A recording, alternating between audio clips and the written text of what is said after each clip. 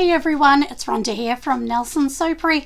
Today, let's get into a video all about making these beautiful bath bombs. So if you've ever seen the bath bombs that have the indent in them, what you can actually do is you can fill it with cocoa butter on the top if you want something just relaxing and soothing and very moisturizing in the bath.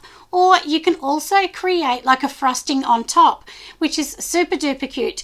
So I'm going to make those ones today, and I will show you exactly what I'm doing, and I'll give you the recipe as I'm going along. So first of all, before we start, I do have my molds. You can see straight through this, and then this is the bottom piece. So if you can kind of see, this is like an indent, which it comes like a bit of a hill at the top, and of course once that happens, then it's going to have that beautiful mold that we can add things in on the bath bomb. And then of course this is the third piece. So these are from Lee Molds in Australia. If you're in the US or another country, I know Cater Molds sells something similar, and basically it's just a 3-piece mold, and then of course you know you're going to push it either way to get it out of the mold, but that's basically how it works. So let's get my stand mixer. We will measure all the ingredients and we'll get started. Now let's get started. We do have our stand mixer here. Of course it's not in it, this is just the bowl for the mixer, and of course I do have a sifter, which is super important. We must have a sifter on top. So now I bought these in these little bags just to be able to show you, but of course most soap makers would buy this in bulk. So this is just your sodium bicarbonate, which you can get at your local shop. It's like a couple dollars for 500 grams. This is a big one, but you can quarter this recipe if you want. So for starters, I am going to be adding in 200 grams of bicarbonate soda. And this is the main part to a bath bomb. I get asked quite often, can I change it for something else? No, you can't. Unfortunately, you can't. This is just what makes bath bombs. Someone else may have found something that they use and works for them, but generally, this is what works for me. So let's just sift all this and we'll add all of the bicarb in. Why I'm doing this as well, I will tell you during this tutorial, I'll be giving the recipe through it, so it won't be in the description. So you do need to watch the video to see the, you know, the full information and ingredients in here as well. So I'm sorry if you have to watch the video, but if there's something you don't want to watch, then just skip forward. You may already have a recipe that you like. And I do give recipes on many of my videos. Also on Patreon, so if you're on Patreon, I will list the full recipe in the description over there as well. And make sure you join our Facebook group, because we give lots of little tricks, and it's a free Facebook group. It's a private group, so you do need to ask to come into the group, and all the links will be on this video and on most of my videos as well. So that is the main first part of the ingredients. Of course, the main part to making bath bombs, honestly, is 3 main ingredients. It's the bicarbonate soda, citric acid, because that gives the spin and all the fun, but we always put the citric at the end just so that it doesn't activate. And then, of course, some cream of tartar, because this will keep the bath bomb hard and will stop them being powdery. But if you add too much witch hazel, too much water, anything like that, that can actually make a really powdery bath bomb. So we're going to add in here 2 tablespoons of cream of tartar. I'm going to go and grab some more. You can buy it in bulk, but I generally just buy it in a small container because I don't use a lot of that. And you know, look, one of the hardest things about making bath bombs or anything else, honestly, is the cost. I mean, people say this all the time, but it does cost money to make all of these products. I mean, obviously I have a business, so I sell it as well, but sometimes I do make things on here that I actually don't sell. I just make it to show everybody and do the tutorials. So if money is the hardest thing for you, I say just make a really small batch. You can quarter or half any of my recipes as well, and they will still work. So now, like we said, we've got the main ingredients in here as well. If you want to slow your bath bomb down as well, you can just add some cornstarch or something like that, tapioca starch. That will actually help it to slow down. It will slow the fizzing down a bit. So if you want it to last longer, that's a bit of a trick. Add a couple spoons in there. I also forgot to say that we need a tablespoon of kaolin clay. I always add that into my bath bombs. It adds a really nice silky bath, so that's why I pop that in. Now we've done that, we're going to just sit this one aside and let's get working on the colours. Now, my advice if you're worried about staining a bath is don't put too many colours in a bath bomb, because that's what really honestly can stain the bath when they're super duper bright. But we're going to show you a couple ways today. So now in here I do have, this is basically a water soluble dye. So they just come like this, they're in a little powdered form and you just add water. But you only need a very small amount. This one is apple that I'm going to be using. So we'll get a little cup and we will mix this with some distilled water. So make sure you use distilled water because we definitely don't want to be adding in other things into our recipe. So like I said, it's roughly a tablespoon. You can add more or less if you like, but I suggest you try and keep to roughly a tablespoon because we don't need very much. Put the lid on because I have a habit of spilling everything. Now, so like I said, we've got our little thing in here and then of course our water here. So all we're going to do is just add, just enough at the end of the popsicle stick, and you'll see straight away this is very, very bright. And as you can see, that's all we need. Now we've done all the colours, so let's get our stand mixer ready. Now when you're using a stand mixer, if you don't know how to make bath bombs, you need one of these, which is a paddle, not the whip, because that way it's going to do its little thing, move around and aerate the bath bomb. So let's grab all of the things that we need and let's get started. So we have our stand mixer, so it's all sitting here ready to go. All of the powders are in here. All we're going to do is just put on, like I said, the paddle, which this is called a paddle. And then we are just literally going to tip all of this straight into here.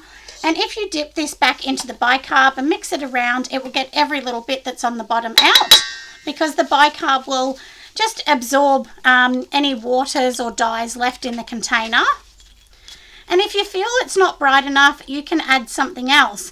Now, if you sell at a market, please remember that water-soluble dyes, they actually lose their colour in the sun.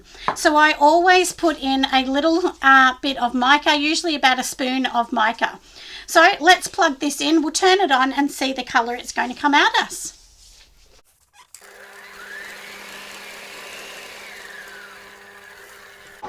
Now, one thing I forgot to say is when you turn this on, so you can see already some of the colours in there, we're going to turn this on and we also want to give it a spray of witch hazel, roughly about 5 sprays. So that's 5 in there, and we will mix this around. So let's go. Now it is really important to stir around and make sure that you're mixing everything properly within your mixture. Because if you don't mix this in properly into here, what's going to happen is it will have big clumps of dye that will stick on the outside of the bath bombs and not look very nice. So just keep stirring. I mix this for about 5 to 8 minutes, so quite a long time. Now, while we've got this, so we've got most of our colours. Now in here, I've just added a bit of oil into here. So there is 3 tablespoons of sweet almond oil and 2 tablespoons of jojoba oil in here. Now, it's really important when you're using micas, oils, anything else, that we also add polysorbate 80. I know a lot of people don't want to use it, but without that, it will stain your bath and it can be slippery. That actually helps it not be slippery. So that's something I do. It's a total individual choice of any individual maker that's making, but for me, I don't want to be sued because somebody's bath has been discoloured, so I always use it. Also going to be adding in this beautiful mica, so we're just going to be adding in a tablespoon of mica, or almost a tablespoon, maybe a little less depending on how bright you want it. And if you want to get all the colours off the end of your spoons, just dip it and rub it in the bicarb and then it will actually remove it from the end of the spoon.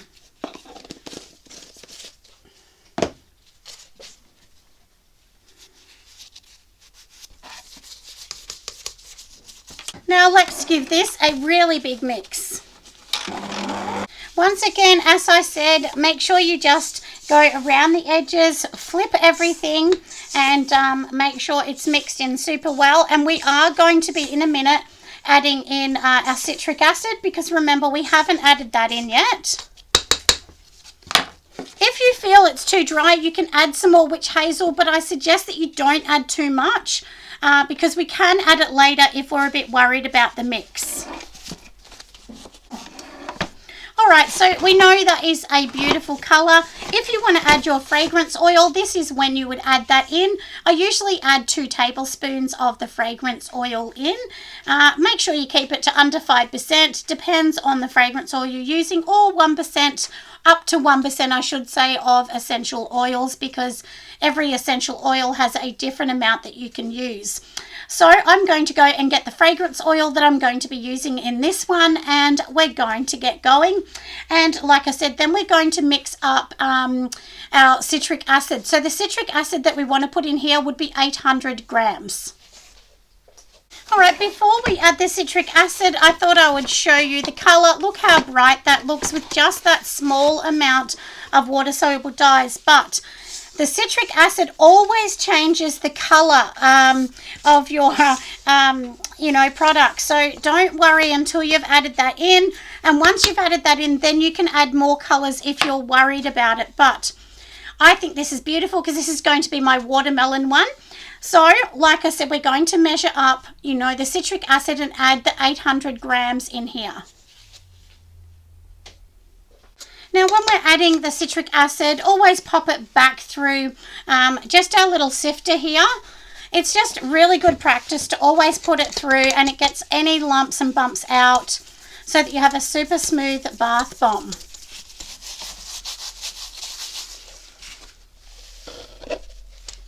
And I obviously have measured everything that was in that jug. I don't just pour anything in. I measure absolutely everything.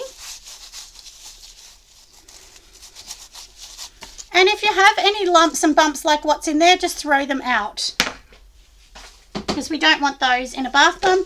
Now let's just mix this back up again, and then we will get making. As I said before, just make sure you're sort of stirring everything round. I do transport this, or pop it back into, I should say, another container afterwards, and then I also mix it by hand. Like, mixing, honestly, is what makes a really good bath bomb. So we're just going to transport it into here, or change it over, I should say, into here. We will mix this one by hand, and once we've mixed it by hand, then we're going to just make sure it's the right consistency and it sticks together before, and you can tell already that that's pretty good. It's not falling apart, but I usually give it 2 more sprays of witch hazel in here. So let's just mix this up. So now you can see that's holding in my hand, so we know that is the right mixture. So let's get everything ready, and we'll pop this in the molds.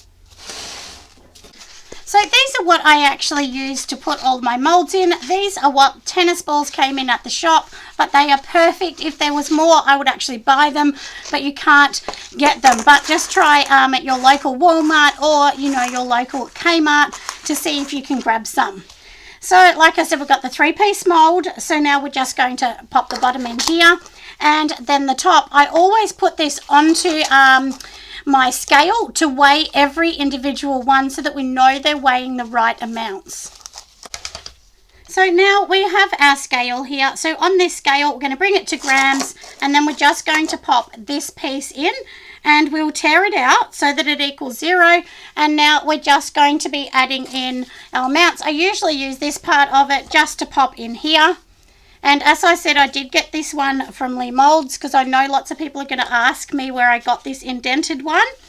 So now all you're going to do is, pretty much just see, what size you want. I always have mine at 150 grams. That's what I have my bath bombs at, because remember, it's going to weigh more when we put the second piece on the frosting. So now we'll just take it off here just to show you. You can push it by hand, or you can use a machine. I usually use a hand press, but basically that's it. And all you're going to do is just literally move this piece back and forward to get it out. It's very simple. You don't need anything else. Just wipe around the outsides. That makes a really neat bath bomb, and usually you can just squeeze it without even tapping it, and there you go. You can see how perfect that is. And we will take the top piece off, and that is the indent. So that's literally what it's going to look like. Like I said, we're going to pop it in here. I did tap that myself. We'll pop them back in here, and we're just going to let this sit here for a day, and then we will put the frosting in them. So I'll bring you back once I've done these and show you what they look like. They are finished now, so we'll let them dry for 2 days. So now let's get started on the bubble frosting. So inside my bowl here, we are going to use the sifter, of course, and add 250 grams of bicarbonate soda, then 10 grams of kaolin clay, 15 grams of cream of tartar, 10 grams of tapioca starch, and then we're going to be mixing in up to 40 grams of cocoa betaine. I sort of suggest you keep around the 25 to 30, and the cocoa betaine is what is going to be the bubble up part of this recipe. And basically this little top frosting we're doing is going to add super bubbles to the bath. So, and once we've done all this, we're going to literally pipe it into the bath bombs we've already made. So that's why it's really important that the bath bombs are totally hard and ready to go. But also inside here, you can see I'm just going to be adding a little bit of mica. We can add the mica into this mix as well, or you can leave it plain. If you want to add in a tiny bit of fragrance oil, add only a couple percent. You don't need much. And then we're going to keep going. But you can see here I'm slowly just adding in this cocoa betaine as I go along, because the great thing about adding this just a little bit at a time is you can see how it's going to work. But honestly, you definitely need to keep mixing and mixing. You could put this in a stand mixer. It would be much, much faster to do that. But of course, I was doing this for camera because I know lots of you may not have that. And this way, it's actually just helping everybody. So like I said, just keep mixing it and keep going. So now after quite some time, you can see here, this is my mixture. I think I did end up adding 30 grams in total of the cocoa betaine, but it depends on what you like.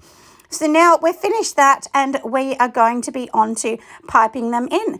So literally I've just popped this into a piping bag, and it won't be like soap when you pipe and it's gooey. This one is kind of a funny consistency, and you've just got to literally use a bit of pressure and push it down. You see one that just popped up, and that's because I didn't use enough pressure and pop it down. And they're not going to stick totally well, but once they dry, they'll stick on there and they're fine. And that will allow people to pull them off when they're having the bath bomb if they want to put that in under the water, because vigorously rubbing it under the water will get lots and lots of bubbles in the bath.